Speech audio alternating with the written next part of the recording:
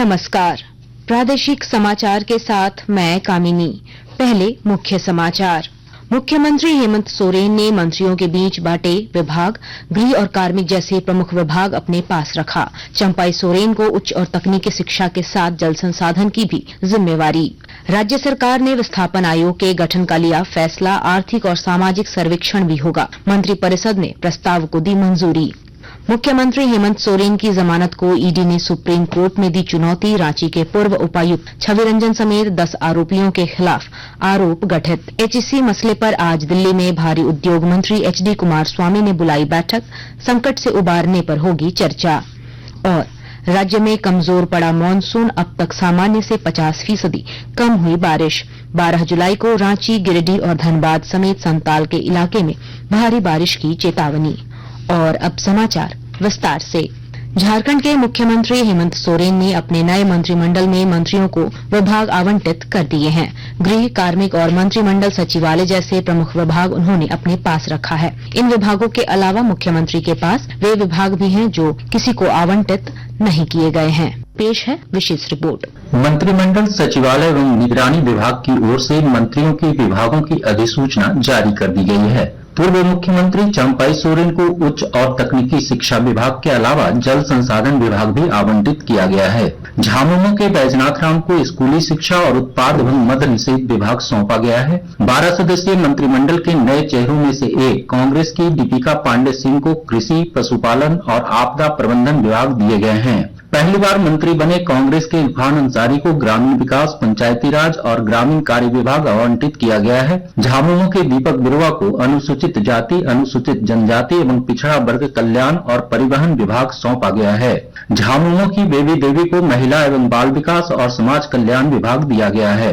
कांग्रेस के रामेश्वर उरांव को वित्त, योजना, वाणिज्यिक कर और संसदीय कार्य विभाग सौंपा गया है। राष्ट्रीय जनता दल के सत्यानंद भोक्ता को श्रम और उद्योग विभाग का प्रभार मिला है, जबकि कांग्रेस के बन्ना गुप्ता को स्वास्थ्य और खाद्य, सार्वजनिक वितरण और उपभोक्ता मामले विभाग दिया गया है। झामुमो विधायक हफीजुल हसन को अल्पसंख्यक कल्याण, पंजीकरण, शहरी विकास, पर्यटन और खेल एवं युवा मामले का विभाग मिला है, जबकि झामुमो के ही मिथिलेश कुमार ठाकुर को पेयजल एवं स्वच्छता विभाग दिया गया है। समाचार कक्ष से कुंदन वर्मा। इस बीच राज्य के स्कूली शिक्षा एवं उत्पाद एवं मद्य निषेध मंत्री बैजनाथ राम ने कहा है कि शिक्षा क्षेत्र में विकास के लिए वे तेजी से काम करेंगे। उन्होंने दावा किया कि 3 महीने में वे बेहतर परिणाम देने का प्रयास करेंगे। शिक्षा व्यवस्था को पटरी पर कैसे तेजी से आगे बढ़ाए, इसके लिए जद्दोजहद करूंगा और जितनी संभावनाएं होंगी उसमें बेहतर काम करने का काम किया जाए। विकास का काम निरंतर चलता है, सुधार निरंतर चलता है। मेरी कोशिश है कि अभी तक जो व्यवस्था है उस व्यवस्था में बेहतर सुधार दे सकते। जो संभावनाएं होंगी उसमें बेहतर परिणाम देने की कोशिश होगी। इधर राज्य के पेयजल एवं स्वच्छता मंत्री मिथिलेश कुमार ठाकुर ने कहा कि नल जल योजना के माध्यम से प्रदेश के 61 लाख घरों तक पीने का साफ पानी पहुंचाना उनकी प्राथमिकता होगी। मंत्री ने दी है और जब भी जिम्मेदारी जो मिली है मैंने बखूबी निभाने की कोशिश की है। अभी भी बहुत बड़ा टास्क है हमारे पास। एक घर को 61 लाख से अधिक घरों को शुद्ध पेयजल उपलब्ध कराना है और उसमें हमारी भूमिका केंद्र सरकार से ज्यादा है। नल जल योजना में आधी राशि हम उपलब्ध कराते हैं। पूरी मॉनिटरिंग राज्य सरकार की होती है, पूरी मशीनरी राज्य सरकार की लगती है। नल जल योजना से नल के माध्यम से पानी हर घर देने का प्रावधान है, वो भी धरातल पर बहुत। राज्य सरकार ने विस्थापन आयोग के गठन का निर्णय लिया है। मंत्रिमंडल विस्तार के बाद कल देर शाम राज्य मंत्रिपरिषद की बैठक में इस प्रस्ताव को मंजूरी दी गई। बैठक के बाद मुख्यमंत्री हेमंत सोरेन ने कहा कि राज्य में विस्थापितों के लिए अभी तक कोई नीति नहीं थी। इसे देखते हुए ही आयोग बनाने का निर्णय लिया गया है। उन्होंने कहा कि सभी विस्थापितों का आर्थिक और सामाजिक सर्वेक्षण भी किया जाएगा। राज्य में आज माइनिंग गतिविधियां सबसे अधिक चलती है। 40% से अधिक खनिज संपदा हमारे राज्य में है पूरे देश का, लेकिन उससे प्रभावित होने वाले लोगों के विषय को लेकर कोई स्पष्ट नीति सरकार के पास नहीं। जो विस्थापित हुए या जो विस्थापित होने वाले हैं उन लोगों के लिए।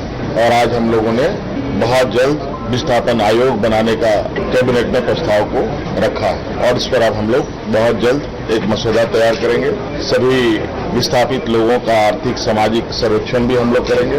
एक डाटा बेस तैयार किया जाएगा जिससे सभी माइनिंग क्षेत्रों में उतार चढ़ाव को हम लोग समझ सकें। मुख्यमंत्री हेमंत सोरेन को हाईकोर्ट से मिली जमानत को प्रवर्तन निदेशालय ईडी ने सुप्रीम कोर्ट में चुनौती दी है। ईडी की ओर से इस मामले में कल शीर्ष अदालत में एक याचिका दाखिल की गई। फिलहाल उच्चतम न्यायालय ने ईडी की याचिका पर सुनवाई के लिए कोई तिथि निर्धारित नहीं की है। इससे पहले श्री सोरेन को जमीन घोटाला मामले में 28 जून को झारखंड हाईकोर्ट में जमानत पर रिहा करने का फैसला सुनाया था। इधर पीएमएलए के विशेष न्यायाधीश की अदालत ने रांची के बरियातो स्थित सेना की जमीन की खरीद बिक्री मामले में रांची के पूर्व उपायुक्त छवि रंजन समेत 10 अभियुक्तों के खिलाफ आरोप गठित कर दिया है। आकाशवाणी के ताजा तरीन समाचारों के लिए आप हमारी वेबसाइट newsonair.gov.in पर लॉग ऑन कर सकते हैं। ताजा समाचार X handle @AIR news alerts और Facebook page All India Radio news पर भी उपलब्ध है। आप प्रादेशिक समाचार एकांश के X handle @AIR news _Ranchi और फेसबुक इंस्टाग्राम पेज तथा YouTube channel AIR news Ranchi पर भी हमारे बुलेटिन सुन सकते हैं। प्रादेशिक समाचार आप आकाशवाणी रांची से सुन रहे हैं।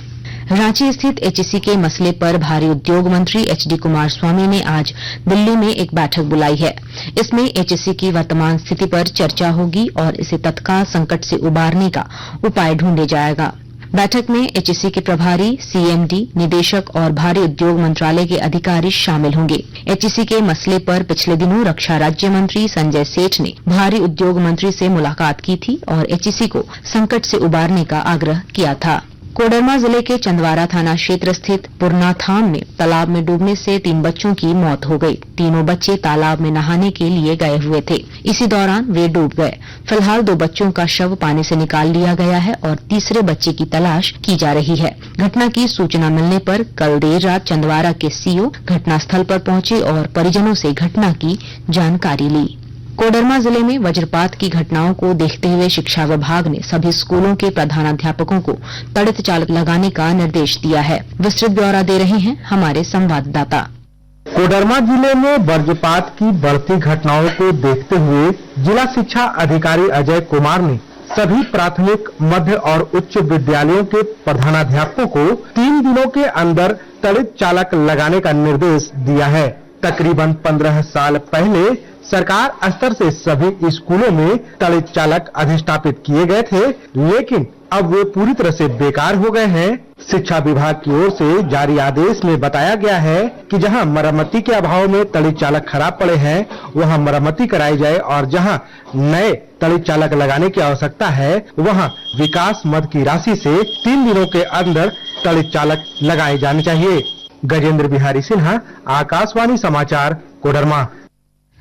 राज्य में मानसून एक बार फिर कमजोर पड़ गया है और बारिश नहीं के बराबर हो रही है। मौसम विज्ञान केंद्र रांची के अनुसार राज्य में अब तक सामान्य से 50% कम बारिश हुई है। इससे किसानों में मायूसी है और वे खरीफ फसल को लेकर चिंतित हैं। इस बीच मौसम विभाग ने राजधानी रांची, गिरिडीह और धनबाद के अलावा संताल के इलाके में 12 जुलाई को भारी बारिश का पूर्वानुमान व्यक्त किया है। मौसम विभाग का कहना है कि जुलाई में अच्छी बारिश की उम्मीद है, जिससे बारिश की कमी की भरपाई हो जाएगी। और अब अखबारों की सुर्खियां। रांची से प्रकाशित लगभग सभी अखबारों ने हेमंत सोरेन सरकार के विधानसभा में विश्वास मत हासिल करने और मंत्रिमंडल विस्तार की खबर को प्रमुखता से प्रकाशित किया है। हिन्दुस्तान ने लिखा है, हेमंत ने जीता विश्वास मत, चंपाई समेत 11 बने मंत्री। दैनिक भास्कर के शब्द हैं, बसंत बादल हटे, इरफान, दीपिका, वैद्यनाथ नए मंत्री। प्रभात खबर लिखता है, हेमंत ने जीता सदन का विश्वास, 45 विधायकों का मिला साथ। कैबिनेट में वैद्यनाथ, दीपिका और इरफान नए चेहरे। दैनिक जागरण की सुर्खी है, हेमंत ने जीता विश्वास मत, चंपाई भी बने मंत्री।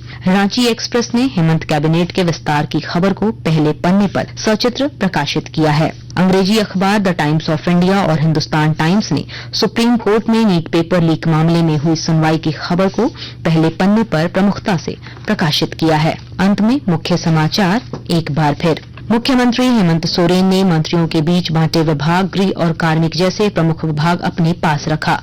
चंपाई सोरेन को उच्च और तकनीकी शिक्षा के साथ जल संसाधन की भी जिम्मेवारी। राज्य सरकार ने विस्थापन आयोग के गठन का लिया फैसला, आर्थिक और सामाजिक सर्वेक्षण भी होगा। मंत्रिपरिषद ने प्रस्ताव को दी मंजूरी।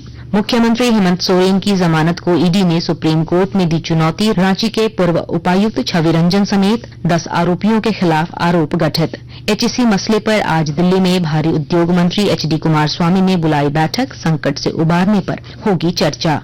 और राज्य में कमजोर पड़ा मानसून, अब तक सामान्य से 50% कम हुई बारिश। 12 जुलाई को रांची, गिरिडीह और धनबाद समेत संताल के इलाके में भारी बारिश की चेतावनी। इसके साथ ही आकाशवाणी रांची से प्रादेशिक समाचार का ये बुलेटिन समाप्त हुआ। नमस्कार।